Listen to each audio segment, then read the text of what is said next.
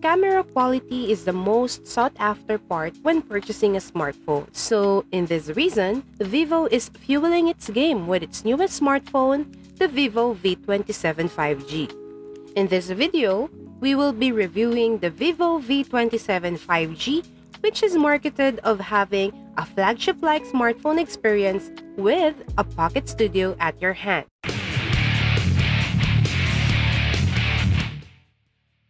Before we head over to the review, we would like to inform you that our article is also published on our website at digitalreg.net. The vivo V27 5G comes only with the emerald green color variant, but it has a unique feature that changes its color when exposed to the sunlight, from its white with a subtle green to a solid emerald green color hue. Its marble-like design deserves appreciation for how uniquely they made its back panel. On the right side, you will find the power button and the volume rocker.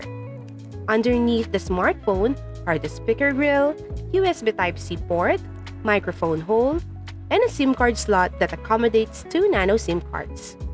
The vivo V27 5G features a 6.78-inch 120Hz AMOLED display with a resolution of 1080 by 2400 pixels and a pixel density of 388 pixels per inch.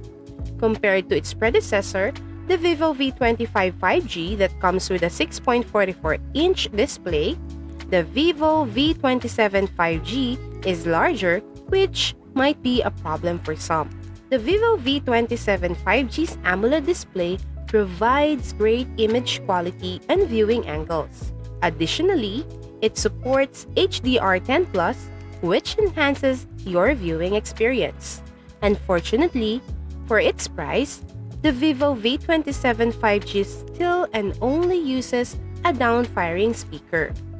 We find it odd as other competitors in this price range are going to stereo speaker setups that makes it more premium. Nevertheless, the speaker quality is decently loud and has a good sound. The chipset that the vivo V27 5G is using a MediaTek Dimensity 7200, which uses a Mali 610 MC4 GPU. It is paired with 12GB of RAM plus an additional 8GB of extended RAM feature. As for its internal storage, it comes with a 256GB and doesn't have any microSD expandable storage. When booted, we were greeted with FunTouch OS 13, which is based on Android 13. Some of the included bloatwares that are pre-installed are bothersome as they notify you every day, though you can uninstall it or turn it off its notifications.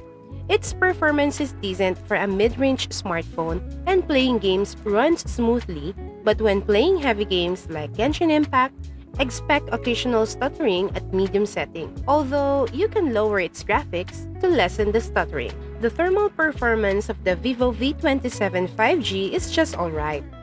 It peaks at 40 degrees Celsius, and after 15 minutes of stress test, it resulted in a CPU throttling at 74% of its max performance. One of the main selling points of the vivo V27 5G is its rare main camera, which features an aura portrait algorithm that processes better portrait images even in low light. It also has a Sony IMX766V sensor with OIS plus EIS that can be found in their X series smartphones in the past, which is why Vivo is calling the V27 5G a flagship-like device.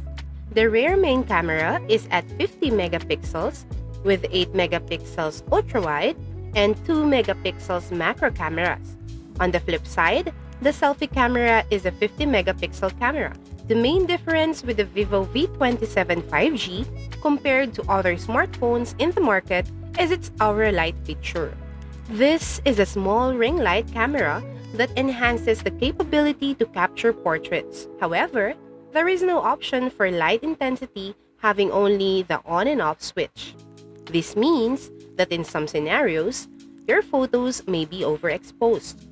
When taking pictures with its main rear camera, it pixel binned to 12.58 megapixels, But you can still fully utilize its full sensor when you use the high-resolution mode.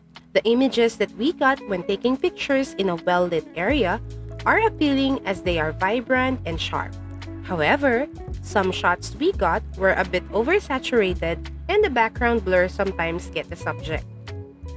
In a low-lit environment, you can get much better portraits when you use the hour light, but if the lights are too overpowering for your liking, it still manages to snap bright images with decent colors and minimal grainy images. The ultra-wide camera, however, is quite lacking in some areas. The vibrance is there, but the sharpness is softer. Also, it is quite hard to explain, but we found unusual results. But even if that's the case, it is still usable for social media posting. As for its front camera, it also pixel binned with a 50 megapixel camera to 12.48 megapixel image, and you can still use the full sensor when you take a picture with its high resolution mode. The image quality is sharp, the vibrance is decent, and the background is not blown out. The video capability of the vivo V27 5G is now quite better as it can shoot up to 4K at 60 FPS compared to its predecessor, which only can shoot up to 4K at 30 FPS. However, there is a limitation to its OIS plus EIS capability when shooting video as it's only available at 1080p. The video quality is decently good as its colors are vibrant, the dynamic color range is great, and the details are sharp. Although with this, the front camera is pale in some scenarios and the details are not as sharp compared to its main camera. With its decently efficient chipset, the 4600 mAh battery lasted with us for a day in general use. Compared to its predecessor, it is now 100 mAh higher and even the charging speed is faster, featuring a 66 watts charging compared to its 44 watts. Powering up with the included charger takes up to 50% under 30 minutes and 100% under an hour. The vivo V27 5G delivers the main selling point of the device, which is the camera. It really stands out for its price point as camera quality is far better compared to its competitors. Additionally, the added hour light makes portrait shots better even in low light situations. However, we don't like that there are no options to make the light slightly dimmer. On the other parts, the design is stunning. Even there is only one option of color, that is emerald green. Nevertheless, the color changing makes the phone to have another identity. The 6.71-inch 120Hz AMOLED curved display is stunning and its performance is decent. But they cut corners in the speakers, which is only a down-firing speaker, and its 4600 mAh battery capacity. Overall, if your main priority in the phone is for camera purposes, this is one of the best smartphones in this price range. And that's it! We hope that with this video review, we were able to help you decide if this one is the right fit for your personal preference in buying a smartphone. Don't forget to hit the like button for this video and subscribe to our channel for the latest updates on our latest videos like this.